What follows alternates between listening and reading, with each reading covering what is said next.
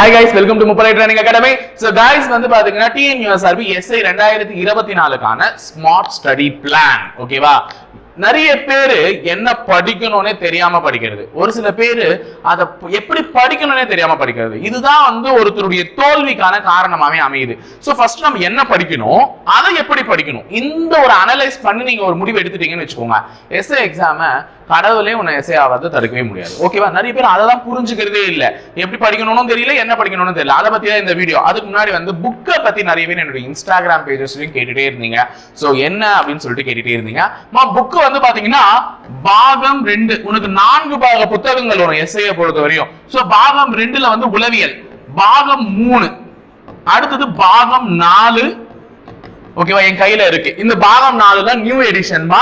So இது வந்து பாத்தீங்கன்னா ஆல்ரெடி உங்களுக்கு தெரியுமா, அந்த டூயினோவும் பாக்ஸ் கண்டென்ட்டும் வந்து நாங்க கொடுத்துருந்தோம் 130 rupees தனியா புக்க. ஆனா இப்ப அதை உங்களுக்கு இதோடவே சேர்த்துட்டோம். சோ அது வந்து வெறும் 6th to 10th மட்டும் தான் இருந்தது. நாங்க இப்ப எஸ்ஏக்காக 12th வரையும் அப்டேட் பண்ணி வச்சிருக்கோம். பிகாஸ் நமக்கு அதுல இருந்துமே சில क्वेश्चंस வந்து எடுக்கிறதுக்கு வாய்ப்புகள் இருக்கு. சோ 12th வரையும் அப்டேட் பண்ண ஒரு புது புக்கையுமே நாங்க ரெடி பண்ணிட்டோம். சோ பாகம் 1 வந்து பாத்தீங்கன்னு வச்சுக்கோங்க, உங்களுக்கு 6th ல இருந்து 10th வரை இருக்கக்கூடிய அறிவியல், சமூக அறிவியல் மற்றும் தமிழ், இந்த கண்டென்ட்லாம் ரெடி பண்ணிட்டு இருக்கோம். கிட்டத்தட்ட தமிழும் அறிவியலும் முடிஞ்சிருச்சு, பிரிண்டும் ஆயிட்டு இருக்கு. சமூக அறிவியல் மட்டும் தான் ஒரு சில கண்டென்ட்ஸ் பெண்டிங் இருக்கு. இன்னைக்கு இல்ல நாளைக்கு போல ஃபைனல் ஆயிட்டு அடுத்த வாரம் அதுவுமே புக் வந்துரும். So Tamil medium full process over. English மீடியமும் மேக்ஸிமம் அந்த தமிழ் மீடியம் புக் ரிலீஸ் பண்ண ஒரு 4 daysக்குள்ள இங்கிலீஷ் மீடியம் புக்கையுமே ரிலீஸ் பண்ணிடுவோம். சோ புக் எல்லாமே பிரிண்ட் ஆகி சும்மா கரெக்டா கொடுத்துருக்கோம் சமயா. சோ கண்டென்ட் வைஸ் பாத்தீங்கன்னா ஒரே கண்டென்ட் கூட உனக்கு புக்ல இருந்து ஒண்ணு கூட உனக்கு மிஸ் ஆகாது. சோ டாப் டு பாட்டம் உனக்கு புக்ல இருக்கக்கூடிய டேட்டாஸ் எல்லாத்தையுமே இன்ச் பை இன்ச்சா எப்படி क्वेश्चनா ஃப்ரேம் பண்ணுவாங்க, அது எப்படி மெட்டீரியலா இருக்கும்ன்ற மாதிரி எல்லாம் கொடுத்துட்டு இருப்போம். சோ நீ படிக்கிறதுக்கு உனக்கு வசதியாவும் இருக்கும். சோ புக்கை பத்தி நிறைய பேர் கேட்டுட்டு இருக்கீங்க, அதுக்காக தான் இந்த வீடியோ ஒன்னு பண்ணி இதுலயே சொல்லிட்டேன் அந்த விஷயத்தை. ஏன்னா புக்கை பத்தி நீங்க கவலைப்படாதீங்க, புக்கை நாங்க நெக்ஸ்ட் வீக் போல ரிலீஸ் பண்ணிடுவோம் ஓகேவா. சோ இப்போ நமக்கு இந்த ஸ்மார்ட் ஸ்டடி பிளான் தேவை. எப்படி படிக்கணும்னு தெரியணும், அதை எப்படி படிக்கணும்னு தெரியணும், என்ன படிக்கணும், எப்படி படிக்கணும் ஓகேவா. ஃபர்ஸ்ட் எஸ்ஐ தேர்வை நீ பாஸ் பண்ணணும் அப்படின்னா ஒரு தேர்வுல தேர்ச்சி பெறுறது அப்படின்றது விட பாஸ் அப்படின்னு நம்ம சொல்லவே கூடாது. கட் ஆஃப் ரேஞ்சுக்குள்ள வரணும் ஓகேவா. என்ன ரேஞ்சு? கட் ஆஃப் ரேஞ்சுக்குள்ள வரணும். அப்ப அந்த கட் ஆஃப் ரேஞ்சுக்குள்ள வர்றதுதான் முக்கியம். ஏன்னா எல்லாருமே எக்ஸாம்ல பாஸ் ஆயிடுவீங்க. ஏன்னா அவங்க வச்சிருக்கிறது 32 மதிப்பெண்கள் எடுத்தாலும் அந்த தேர்வுல நீங்க கிளியர் அப்படின்ற மாதிரி தான் வச்சிருக்காங்க. நிறைய பேர் ஃபெயில்னே சொல்லக்கூடாது, நான் கட் ஆஃப் வரலப்பா, எனக்கு இந்த எக்ஸாமுக்கான கட் ஆஃப் வரல அப்படிதான் சொல்லிக்கணும். சோ கட் ஆஃப் ரேஞ்சுக்குள்ள நீ வரணும் அப்படின்னா 2 விஷயத்தை நீ ஒண்ணு பண்ணணும். ஒண்ணு படிக்கணும், இன்னொன்னு செல்ஃப் எவாலுவேஷன் அப்படின்னு சொல்லக்கூடியது. சோ என்ன இந்த செல்ஃப் எவாலுவேஷன்? படிக்கணும் அப்படின்னா என்னன்னா, படிக்கணும்னா எந்த ஒரு தேர்வையுமே படிக்காம கிளியர் பண்ணிட முடியாது. சரி, இது எங்களுக்கு தெரிஞ்ச விஷயம் தான். ஆனா அது எப்படி படிக்கணும், என்ன படிக்கணும்னு தெரியாம படிக்கிறது தான் ரொம்ப மோசமான விஷயம். ஒரு தேர்வுக்கு நீ படிக்கணும் அப்படின்னா எடுத்த உடனே நான் எடுத்துட்டு சார் 10th புக் எடுத்துட்டு இந்த டாபிக் தான் சார் ரொம்ப முக்கியம்னு சொன்னேன், நான் உட்காந்து படிக்கிறேன். சரி, 10th புக்ல இருக்கக்கூடிய ஒரு விஷயத்தை படிக்கும் பொழுது அதை நீ என்ன பண்ணிட்டு இருக்க? படிக்கல, மனப்பாடம் பண்ணிட்டு இருக்க. உண்மையை ஒத்துக்கோ ஓகேவா. 10th புக் டைரக்டா ஒருத்தன் திறந்துட்டு அதுல இருக்க விஷயத்தை படிக்கிறானா அதுக்கு பேர் படிக்கிறது கிடையாது, மனப்பாடம் பண்றது. படிக்கிறதுனா என்ன? மனசாலையும் மைண்ட்லயும் எந்த அளவுக்கு அந்த விஷயத்தை புரிஞ்சு படிக்கிறேன்றதுதான். எப்ப கேட்டாலும் அந்த விஷயம் உனக்கு தெரியணும், அதுதான் படிக்கிறது. ஒரு 2 நாளுக்கு உங்களுக்கு ஞாபகம் இருக்கிற மாதிரி படிக்கிறதுக்கு பேர் படிப்பது கிடையாது, மனனம், மனப்பாடம் செய்தல், மக்கப் அப்படியே உருட்டுறது, ஈயடிச்சான் காப்பி அடிக்கிறது. அதனால முதல்ல படிக்கிற விஷயத்துக்கு எப்படி படிக்கணும்னு தெரிஞ்சுக்கோ. எடுத்தோன்னு 10வது போயிடுவேன், 10வது படிக்கிறதுல எடுத்தோடனே கால் எடுத்து வைடு, என்ன வெப்பிய அவ்வளோ தொலைவருக்கு படிக்கிட்டு சார் நான் எப்படி வைப்பேன், என்னையே கேள்வி கேட்க மாட்டேன். அதுதான் உன்னுடைய பகுத்தறிவு. என்கிட்ட கேள்வி கேட்கிற அளவுக்கு உனக்கு வந்து இந்த சமுதாயமும் இந்த சொசைட்டியும் உனக்கு பாடம் நடத்தி இருக்கு. அப்ப எடுத்தோட 10வது படியில கால் வைடான்னா எப்படா வைக்க முடியும்? நீ வச்சுக்காம என்ன கேட்க மாட்டேன், கேட்க மாட்டேன், கேட்பேன். அப்ப ஒவ்வொரு படியா வச்சுதான் நீ மேல போக முடியுமே தவிர எடுத்த உடனே நான் ஹை ஜம்ப் இல்ல லாங் ஜம்ப் பிராக்டிஸ் கொடுத்துட்டு இருக்கேன். நான் எடுத்த உடனே 10வது படிக்கட்டுல கால் வைக்க சொல்லி, அப்ப முதல் படியை கடந்து 2வது படிக்கு சென்று அங்கே கடந்து 3வது படி 4வது படின்னு படிக்கேட்டி ஏறுற மாதிரி தான் ஏறி போனோம். எடுத்த உடனே 10th புக் எடுத்து வச்சுட்டு இதுதான் இம்பார்ட்டன்ட்னு சொல்லிட்டாங்க. 9th 10thல இருந்து தான் முக்காவாசி கேள்வி வரும்னு. வரும் தான், யாருங்க இல்லன்னு மறுக்கல. ஆனா அதை புரிய வைக்கணும்னா உனக்கு பேஸ் ஸ்ட்ராங்கா இருக்கணும். அதனால அது எப்படி படிக்கணும்னு தெரிஞ்சுட்டு படி. அதே மாதிரி செல்ஃப் எவாலுவேஷன் நான் இங்க எதை குறிப்பிடலாம் அப்படின்னு பாத்தீங்கன்னா டெஸ்ட். படிக்கிறதோட ப்ராசஸ் நிக்கல, படிப்பதை சுயமாக உன்னை நீ தேர்வு செய்து கொள்வதன் மூலமாகத்தான் அந்த தேர்வுக்கு நீ எப்படி ரெடி ஆயிட்டு இருக்கன்றத உனக்கே உன்னை புரிய வைக்கும். அப்ப அதுக்கு டெஸ்ட் போட்டு பார்க்கணும். கம்பல்சரி டெஸ்ட் எழுதாத ஒரு படிப்புன்றது முழுமையா பூர்த்தி அடையாது. நான் படிச்சுட்டேன் நீ சொல்றதை விட நான் படிச்சதை எப்படிடா நான் புரிஞ்சுக்கிட்டேன் அப்படின்றத டெஸ்ட் பண்ணி பார்க்கணும்னா அதுக்கு டெஸ்ட் தேவை. டெஸ்ட் இருந்தா தானே உன்ன நீ டெஸ்ட் பண்ணிக்க முடியும். எந்த ஒரு விஷயமும் சோதனை இல்லாமல் முடியாது, சாதனை ஆகாது. அப்ப சோதனையின் முடிவில் தான் சாதனை பிறக்கும். அப்ப சோதனை பண்றது அவசியம், டெஸ்ட் அவசியம். அப்ப இந்த ரெண்டு விஷயத்த ஒருத்தன் செஞ்சு முடிச்சாதான் அவன் முழுமையா படிச்சான், அவன் முழுமையா படிச்சு புரிஞ்சிருக்கான். அப்பதான் அவன் வந்து அந்த எஸ்ஐ தேர்வுல கட் ஆஃப் ரேஞ்சுக்குள்ள வருவான். அப்ப அந்த கட் ஆஃப் ரேஞ்சுக்குள்ள வரணும்னா அந்த டெஸ்ட்ன்றது அவசியம். அப்ப படிச்சன்றதோட நிறுத்திக்காத. இது வந்து 50% தான்.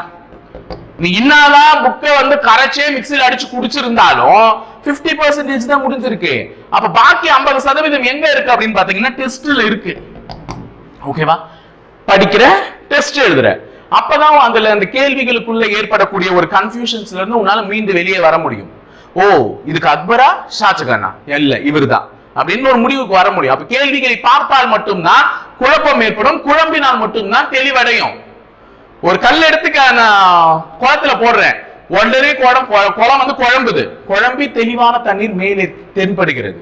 அப்ப குழப்பத்தின் முடிவுல தான் தெளிவு கிடைக்கும். அப்ப குழம்பணும், அதுக்கு டெஸ்ட் தான் முக்கியம்ன்ற. ஓகேவா? அப்ப படிச்சதோட நிறுத்தாம நீ என்ன பண்ணி பார்க்கணும்? டெஸ்ட் பண்ணணும், ரிவிஷன் பண்ணணும். இதெல்லாம் என்ன பண்ணணும் அப்படின்றது தான் நான் சொல்ல போறேன். கவனிச்சுக்கோ. 6th இருந்து 10th போறது தான் நல்லது. அதான் நான் முடிச்சிட்டேன். நீங்க கேட்கவே தேவையில்லை. சார் 10th இருந்து படிக்கட்டுமா? 10th 9th 8th 7th 6th என்னமா 10th இருந்து வர? நான் முதல்ல சொன்ன எக்ஸாம்பிள் தான். எடுத்த உடனே 10வது படிக்கட்டுக்கு போனோம்னு ஆசையப்படாத. கீழே இருக்க படிக்கட்டெல்லாம் யார் தொடுவா? நீங்க தொட்டாதானே அதனுடைய அருமை தெரியும். அப்ப தொடுங்க. 6th இருந்து 10க்கு போ, 10ல இருந்து 6க்கு வராதன்னு சொல்றேன். அப்ப ஃபர்ஸ்டே உனக்கு ஆப்ஷனே நான் கொடுக்கல, எழுதிட்டேன். 10வது இருந்து 6வது இருந்து தான் எங்க போனோம்? 10வதுக்கு போவே வேணும். நீ எடுத்தோடனே இப்படி வர்றதுன்றது புரியாம படிப்பேன். எடுத்தோடனே 10th போய் ஒரு விஷயத்தை படிக்கிற, ஒரு இயற்பியல்லே எடுத்துக்கேன், ஒரு விதியை பத்தி படிக்கிற, ஒளியியல் அல்லது மின்னியல்ல வந்து ஒரு விஷயத்தை பத்தி படிக்கிறேன்னா அதனுடைய புரிதல் 8வது புக்லயோ அல்லது 6வது புக்லயோ அல்லது 7வது புக்லயோ தான் கொடுத்திருக்கோம். கடகாலே இல்லாத செகண்ட் ஃப்ளோர் கட்டிட முடியுமா? கடகால் முக்கியம் இல்ல. அப்ப கடகால் இல்லாம எப்படி 2வது மாடி எழும்பாதோ அதே போலத்தான் படிப்புலையும் 6, 7, 8ல ஒருத்தன் தரோவா இல்லைன்னா அவனால 9வது 10வது நிலையா படிக்க முடியாது. படிச்சாலும் வெறுப்பு வரும், வெறுப்பு வந்து அவன் விட்டுருவான் படிக்கிறதையே. அதுக்கப்புறம் சொல்றத படிச்சுக்கலாம்பா, டெஸ்ட் எழுதி மனப்பாடம் பண்ணிக்கலாம்பான்னுவான். அதெல்லாம் உன்னுடைய தேர்வில் உன்னை தேர்ச்சி பெற உதவாது. அப்ப புரிஞ்சு படி, எதையும் படிச்சு மனசால படிச்சு புரிஞ்சு படி. அப்ப 6வதையும் 7வதையும் 8வதையும் படிக்கும் போது அதில் உள்ள சில விஷயங்கள் தான் உனக்கு 9வது 10வது மேல்நிலை வகுப்புகள்ல சொல்லக்கூடிய சில விஷயங்கள் ஆகட்டும் அனைத்தையுமே புரிய வைக்கிறதுக்கு உதவ போகுது. அப்ப 6th இருந்து படி. அதையும் எப்படி படிக்கணும்? அறிவியல், சமூக அறிவியல், இங்கிலீஷ், மேக்ஸ், இது எல்லாத்துக்குமே ஒதுக்கணும். இந்த 4 பாடங்கள் தான் ரொம்ப முக்கியம். 6வதுல இருந்து 10வது வரை இருக்கக்கூடிய இந்த பாடங்கள். ஏன்னா ஆங்கிலமும் உன்னுடைய 6th இருந்து 10th வரை இருக்க புக்கை தாண்டி கேள்விகள் இடம்பெறுவதில்லை. அதில் உள்ள கான்செப்ட்ஸ், அதில் உள்ள பேசிக் கிளியர் கான்செப்ட்ஸ் வச்சுதான் உனக்கு கொஸ்டின்ஸை டெவலப் பண்றாங்க. அப்ப கொஸ்டினை உருவாக்குறது எல்லாமே இந்த 6ல இருந்து 10ஆம் வகுப்பு புக்கை பயன்படுத்தி தான். அப்ப அதுல நீ படிக்க வேண்டியது அறிவியல், சமூக அறிவியல், ஆங்கிலம் மற்றும் கணிதம்.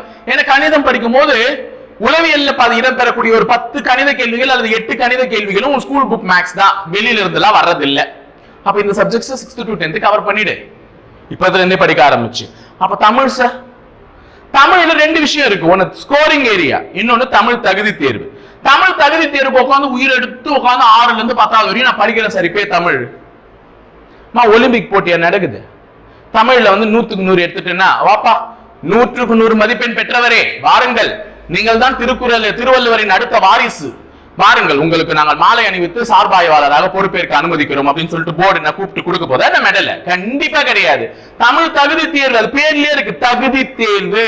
அதை தகுதியா கிளியர் பண்ணா போதுன்னு சொல்லுதே தவிர போர்டு அதுல 100க்கு 100 எடுன்னு உங்ககிட்ட கெஞ்சல, 40 மார்க் எடுன்னு தான் சொல்லுது. அப்ப அதுக்கு உட்காந்து 6ல இருந்து 10வது வரையும் படிக்கிறது சுத்த வேஸ்ட். ஆமா தானே?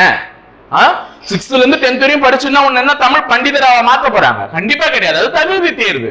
உடனே தமிழ் தகுதி தேர்வு ஏன் கொண்டு வந்தார்கள் அப்படின்னு நீங்க உன்னை பட்டிமன்ற நேரத்தெல்லாம் கூப்பிடல. தமிழ் தகுதி தேர்வு இருக்கணும்னு ஆசைப்பட்டாங்க, வச்சுட்டு போயேன், நான் எழுதி கிளியர் பண்ணிக்கிறேன், 40 மார்க் தானே எடுத்துட்டு போறேன். 100க்கு 40 மார்க் எடுக்கிறது உனக்கு சரியான பெரிய வேலை கிடையாது. எடுக்கிறதுக்கு தானே வந்திருக்க, கண்டிப்பா எடுப்ப. நீ நினைச்சா முடியாது எதுவுமே இல்லை, கண்டிப்பா எடுத்துருவேன், எனக்கு நம்பிக்கை இருக்கு. அப்ப அதுக்கு என்ன சார் பண்ணணும்னா 6ல இருந்து 10 வரையும் படிக்கணும்னு அவசியம் இல்லை. ஏதாச்சும் 3 ஸ்டாண்டர்ட், நான் ஆல்ரெடி சொன்ன மாதிரி நான் சிலபஸ் இருக்கும் போதே சொல்லியிருக்கேன், ஏதாச்சும் 3 ஸ்டாண்டர்ட், 6th 8th 9th இல்லைன்னா 6, 8, 10 இல்லையா 6 7 9 இல்லையா 6 7 10 இந்த மாதிரி காம்பினேஷன்ல ஏதாச்சும் ஒரு காம்பினேஷன் எடுத்து அந்த 3 ஸ்டாண்டர்ட் உருப்படியா படி 40 மாதிரி கட்டி அடிச்சுட்டு போயிட்டே இரு.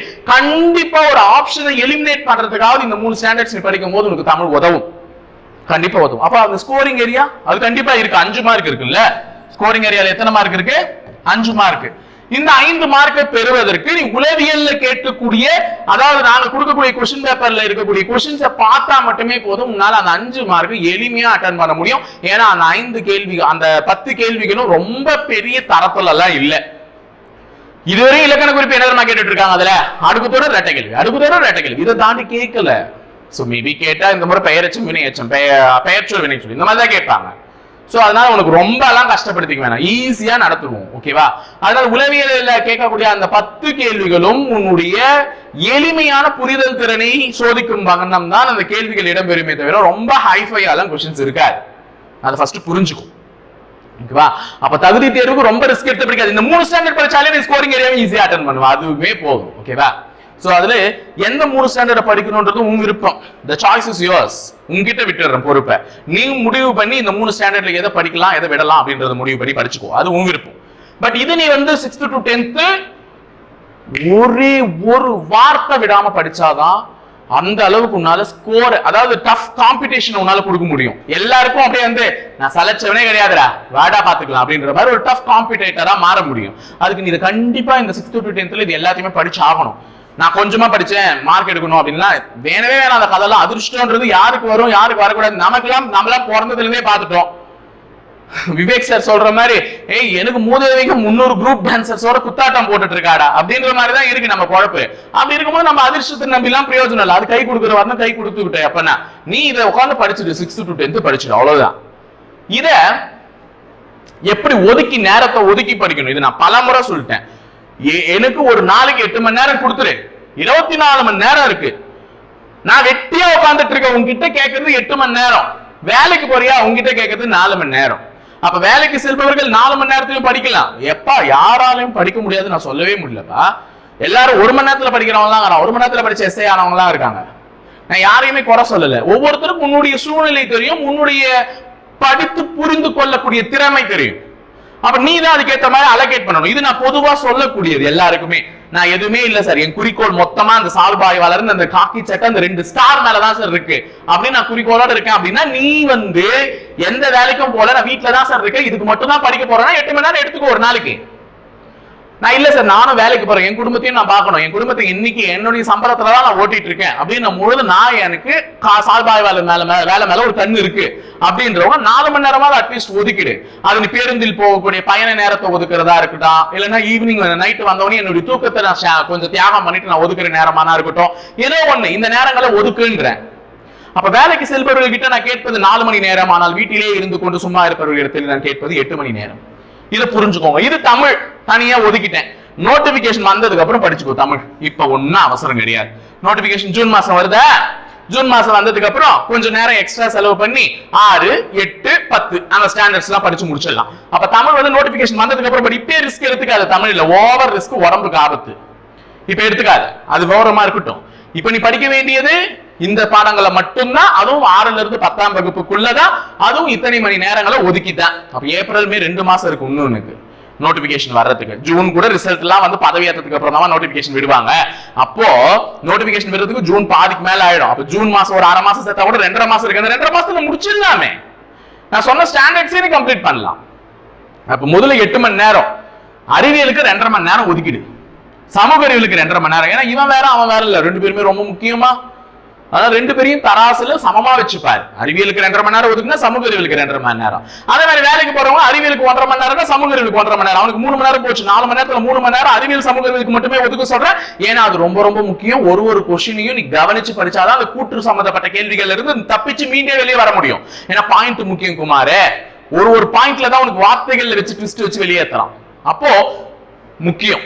அதுக்காக தான் 1.5 மணி நேரம், இதுல 2.5 மணி நேரம் கொடுத்துருக்கேன். இங்கிலீஷ்க்கு 1 hour. ஏன்னா இங்கிலீஷை வந்து நீங்க சும்மாதான் இருக்கன்னும் போது பொறுமையா நிறுத்தி நிதானமா என்ன ரூல் என்ன கிராமர் ரூல் அவங்க அப்ளை பண்றாங்க எதுக்காக அப்படி மாத்துறாங்கன்றதெல்லாம் பொறுமையா நிறுத்தி நிதானமா நிதானிச்சு படிக்கலாம். அதுக்காக 1 மணி நேரம் கொடுத்திருக்கேன். உளவியலுக்கு 1 மணி நேரம் போதும். ஏன்னா உளவியலை பொறுத்தவரையும் புரிதல் தான் ரொம்ப முக்கியம். அந்த புரிதல் திறனை வந்து நம்ம சேனலை ஃபாலோ பண்றவங்க கண்டிப்பா புரிஞ்சுப்பீங்க. ஆனால் 1 hour போதும். அப்போ 7 மணி நேரம் தான் சார் ஆச்சுன்னா 1 hour for revise your things on the end of the day. என்ன பண்ணணும், நீ என்னெல்லாம் படிச்சியோ எதெல்லாம் முடிச்சியோ அதெல்லாம் ஒரு முறை உனக்கு ஞாபகம் வருதா ரிவைஸ் பண்ணிப்பார், ஞாபகப்படுத்திப்பார். உனக்கு என்ன படிச்சன்றது ஞாபகம் வருதான்றது ஞாபகம் வந்துருச்சுனாலே நீ பாதி கடலை தாண்டின மாதிரி தான். ஞாபகப்படுத்திப்பார். அதுக்காக உனக்கு 1 மணி நேரம் ஒதுக்கியிருக்கேன். இவங்க 1.5 மணி நேரம் அறிவியல், 1.5 மணி நேரம் சமூக அறிவியல், ஆங்கிலத்துக்கும் உளவியலுக்கும் சேர்த்து 1.5 மணி நேரம். ஏன்னா உங்ககிட்ட நேரம் இல்லை. நேரம் இல்லாத காரணத்தினாலதான் 1.5 மணி நேரத்தை ஒதுக்க சொல்றேன். உங்ககிட்ட நேரம் இருக்குன்னா ஒதுக்கிக்கோ எக்ஸ்ட்ரா. இது வந்து நான் ஒரு ஸ்கெட்ச் அவுட்லைன் தான். உன்னால இருக்க முடியும்னா ஒதுக்கிக்கோ. லாஸ்ட் ஒரு 1/2 மணி நேரம் வந்து ரிவிஷனுக்கு ஒதுக்கியிருக்கேன். சோ உன்னால எவ்வளவு படிச்சதை ஞாபகத்துக்கு கொணர்ந்து எடுத்து வர முடியுதுன்றத பார். சோ இதெல்லாம் ஒரு முக்கியமான விஷயம். அப்போ என்ன படிக்கணும்னு யாருக்குமே தெரியல. 6th ல இருந்து 10th தான் படிக்கணும். அது எப்படி படிக்கணும்னா 6th ல இருந்து 10th தான் படிக்கணும். அப்ப 6ஆம் வகுப்புல இருந்து தான் ஒரு விஷயத்தை படிச்சு எடுத்துட்டு போனமே தவிர எடுத்த உடனே போய் 10ஆவதுல இருந்து படிக்காத. ஓகேவா? சோ நான் ஆல்ரெடி சிலபஸ் என்னன்னு சொல்லியிருக்கேன். சிலபஸ் எப்படி படிக்கணும்ன்றதையும் சொல்லியிருக்கேன். நெக்ஸ்ட் ஒரு ப்ரீவியஸ் இயர் क्वेश्चन பேப்பர்ஸ் வச்சு எங்கெங்க இருந்தெல்லாம் டேட்டாஸ் எடுத்திருக்காங்கன்றது மாதிரியும் வீடியோ போட்டிருக்கோம். நெக்ஸ்ட் ப்ளூ பிரிண்ட் எப்படி என்ன சப்ஜெக்ட்ல எவ்வளவு क्वेश्चन கேட்டிருக்காங்கன்ற மாதிரி போட்டிருக்கோம். சோ இவ்வளவு விஷயங்களையும் பண்ணிருக்கோம். இப்போ இதையும் பண்ணிருக்கோம். எப்படி ஸ்மார்ட்டா படிக்கணும்ன்றதையும், எப்படி ஒரு நேரத்தை ஒதுக்கணும், அது எந்த ஸ்டாண்டர்ட்ல இருந்து எந்த ஸ்டாண்டர்ட் போகணும். 6th-க்கா 15 நாள் ஒதுக்குங்க, 7th-க்கா 20 நாள் ஒதுக்கி படிங்க. தாராளமா முடிக்கலாம். கண்டிப்பா இந்த 2.5 மாசம் நோட்டிபிகேஷன் வரதுக்குள்ள நீ 8th வரைக்கும் கம்ப்ளீட்டே பண்ணிடலாம். நோட்டிபிகேஷன் வந்ததுக்கு அப்புறமா அழகா 9th 10th படிச்சுட்டு ரிவிஷன் பண்ணிட்டு போயிட்டே இருக்கலாம் எக்ஸாம். ஓகேவா? சோ அப்ப படிப்பீங்களா? இதுக்கேத்த மாதிரி படிங்கம்மா, நல்லா படிங்க. கண்டிப்பா உன்னால என்ன பண்ண முடியும், இந்த எக்ஸாமை கிளியர் பண்ண முடியும். சோ கிளியர் பண்ண முடியாத மாதிரி ஒரு டஃபஸ்டான எக்ஸாம், ஒரு UPSC IAS லெவல் எக்ஸாமா நான் எஸ்ஐ சாதாரணமான ஒரு சின்ன எக்ஸாம் தான். கண்டிப்பா எல்லாராலையும் கிளியர் பண்ண முடியும். சோ தேவையில்லாதது மனசுல போட்டு குழப்பிக்கிட்டு இல்ல தேவையில்லாத விஷயங்களை நான் இப்படி படிக்கணுமா அப்படி படிக்கணுமா யோசிச்சுக்கிட்டு இன்னும் நேரத்தை வீணடிக்காம இப்போதுல இருந்து படிக்க ஸ்டார்ட் பண்ணுங்க. கண்டிப்பா அந்த வெற்றி உன்னை தேடி வரும். ஓகேவா? சோ இணைந்திருங்கள், தொடர்ந்து பயணிப்போம் முப்படை பயிற்சி மையத்தோட. நன்றி, வணக்கம்.